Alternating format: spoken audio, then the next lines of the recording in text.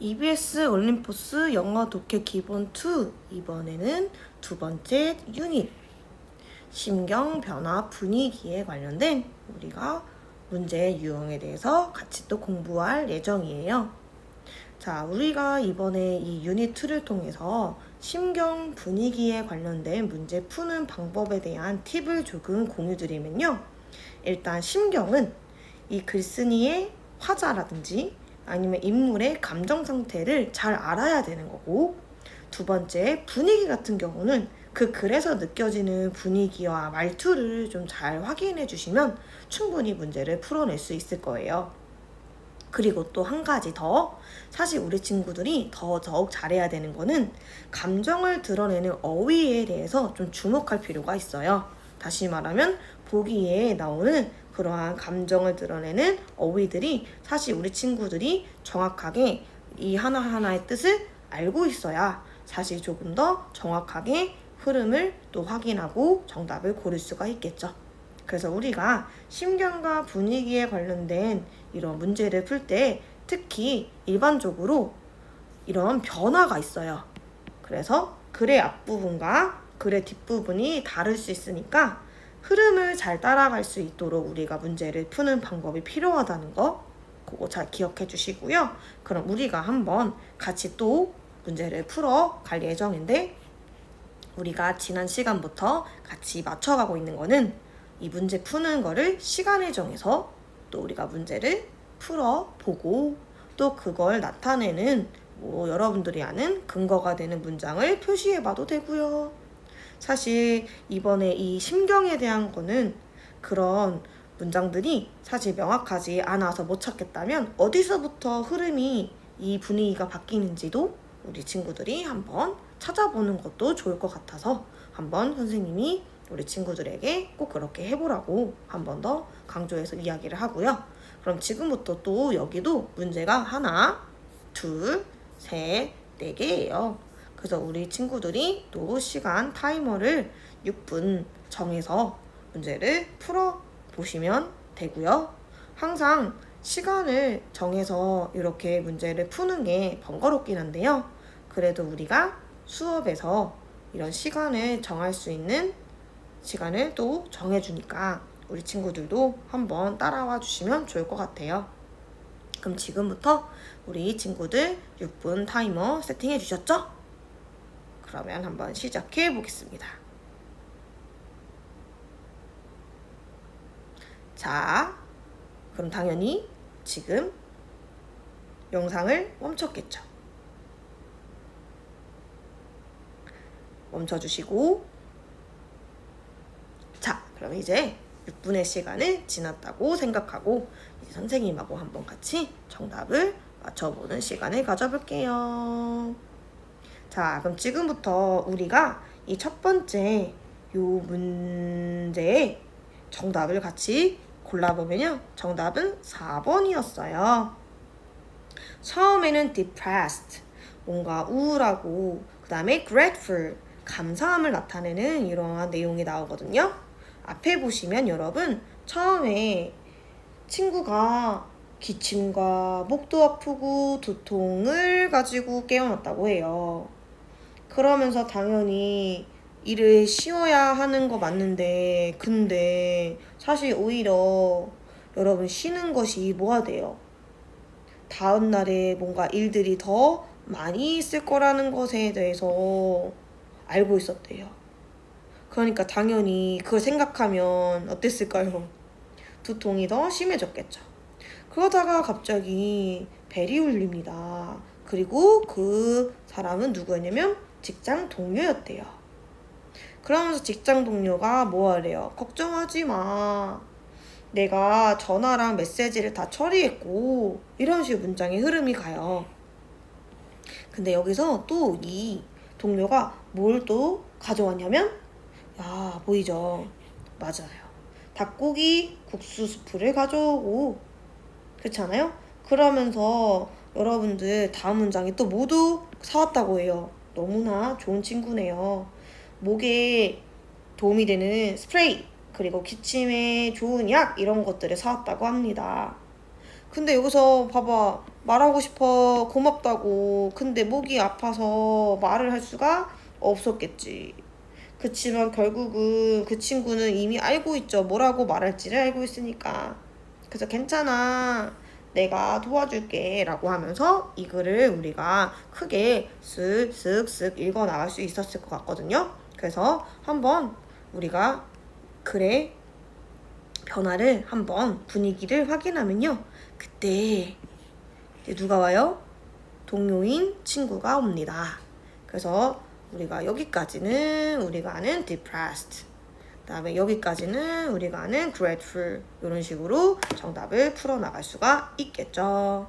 그래서 우리 친구들이 첫 번째 이 지문을 풀어나가실 때 사실 보기의 뜻을 아시면 우리가 충분히 정답을 잘 찾아낼 수 있을 거고요. 아니면 선생님 저는 알고 보니까 여기에 나오는 어휘를 잘 모르더라고요 라고 하시면 우리 학원 우리 카드 작성을 꼭 하셔서 우리 친구들이 누적 카드를 통해서 이런 어휘들을 또 학습해 나가는 방법들이 있으니까요. 너무 왜 모를까라는 걸 생각하지 마시고 이걸 어떻게 더 공부해서 내 거로 만들지를 우리들이 행동으로 옮겨가면 더 좋을 것 같아요. 그러면 또 첫 번째 문제 가봤고요. 두 번째 문제를 가보도록 할게요. 두 번째 문제는 우리가 강아지 얘기가 나오는데 그 강아지를 어떻다고 나중에 알게 되냐면 강아지가 우리 아빠, 그러니까 우리 아빠와 여기서 또 한 사람이 나오시는 그 우리 집 앞에 사시는 그리얼 이분이 두 분이서 이야기하는 거를 보고 여기에는 이 글쓴이가 자기가 약간 가슴이 철렁 가라앉아요. 어디에 있냐면 갑자기 마음이 철렁 가라앉아요. 그 이유가 강아지를 키우는데 사실 그 강아지를 키울 수 있는 형편이 안 되니까 그래서 새 집을 찾아줘야 한다는 이야기를 언급을 해서 사실 뭐 하고 싶었겠어요? 아빠를 말리고 싶었겠죠. 그런데 알고 보니까 우연히 들었어요. 사실 강아지를 알고 보니까 어떻게 해요? 자기 아들의 소유이니까 우리는 계속 키울 거라. 그래서 사실은 자기 자신이 아빠가 이런 말을 했다는 것을 이해하게 되면서 아빠랑 눈이 마주쳤을 때 어땠을까요? 씩 웃고 나도 자기도 씩 웃었다고 합니다. 그럼 보시면 여러분들 어디에서 분위기가 바뀌냐면 여기 앞까지는 사실 여러분들이 강아지를 키울 형편이 안 되니까 새 집을 찾아줘야 한다라고 언급하는 그 말 자체가 아무래도 이 친구는 되게 불안했겠죠. 그리고 나중에 또 엄마래요. 아빠가 사실은 이야기하는 거를 다시 듣게 되니까 뭐였냐면 이거는 우리 강아지는 우리 아들 거라서 사실 계속 우리는 키울 거다 라고 하는 이야기를 하면서 이 남자의 아들이 당연히 안도해는 내용이었어요. 그래서 여러분들이 이 문제를 풀어나가실 때 이 문제도 충분히 수월하게 풀어나갈 수 있었을 것 같아요. 그럼 여기서 하고자 하는 이 글에 대한 내용이 사실 아빠는 아들이 강아지를 소중하게 여기니까 그 마음을 이해하고 사실은 형편이 안 되는 부분은 있었겠지만 우리는 이 두 마리를 여기서 강아지가 두 마리거든요. 잘 키우겠다 라고 하는 이런 이야기로서 이해해 주시면 되겠습니다. 그래서 여기도 우리 친구들이 혹시 공부하시는데 이 밑에서 보기에 대한 단어를 모르겠다면 꼭 카드 작성을 해서 본인 거로 공부하는 그러한 학습적인 부분을 챙겨가시면 너무너무 좋겠어요. 또 가보겠습니다. 다음 세 번째 또 세라의 심경 변화였어요. 자, 여기는 사실 낡은 집을 방문하게 돼요. 그러다 보니까 심장이 쿵쾅쿵쾅쿵쾅 뛰죠. 왜냐하면 어두운 그런 복도에서 뭔가가 숨어 있을지 모르는 누가 나와요? 공포라는 그러면 일단 우리 분위기가 조금 무섭다는 걸 알 수가 있네요. 그러면서 당연히 이 사람이 깊은 숨을 쉬고 그리고 용기를 내서 뭐합니까? 그래서 용기가 정답이에요. 용기를 내서 그 집으로 들어가게 됩니다. 안으로 들어가 보니까 사실은 이제 갑자기 훨씬 반전이 나오네요. 따스한 햇살이 느껴졌대요. 그리고 여러분들이 원더리라고 나니까 뭔가 경이로움 그리고 어떤 흥미로움이 이 여자친구에게 왔대요. 그러면서 오히려 여기서 귀신이 나오긴 하는데 그 귀신들이 뭐 하는 것 같대 사실은.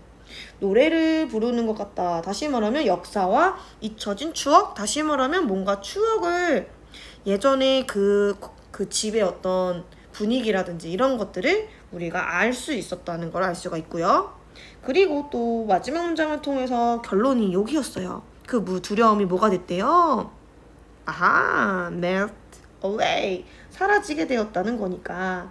그래서 결론적으로 이 글의 흐름을 보니까 생각보다 우리가 상상으로 했을 때는 되게 그 낡은 집이 뭔가 무섭고 두려웠을 거라 생각했는데 알고 보니까 경이로움, 뭔가 그 집에서 느끼는 에너지가 좀 있었나 봅니다. 그래서 정답은 우리는 2번이 정답으로 될 수가 있겠죠. 그러니까 우리 친구들이 보시면요. 지금 이 보기에 대한 단어들이 하나하나 무슨 뜻인지를 정확히 알면요. 사실 우리 친구들이 문제 풀었을 때 생각보다 괜찮았는데요? 라는 친구도 있을 거고요. 근데 또 오히려 선생님 저는 좀 확실하지 않았어요. 그 이유는 당연히 어떨까요? 뜻을 모르니까요. 그래서 혹시 여기서 fascinated 이 단어를 모르는 친구는요. 매우 흥미로운 뭔가 어디에 사로잡힌 매료된 이런 뜻으로 우리가 알 수가 있어요. 그래서 이 단어를 또 몰라서 고민을 했다면 아쉬우니까 꼭 외워주시면 좋겠죠. 쓰셔도 좋습니다.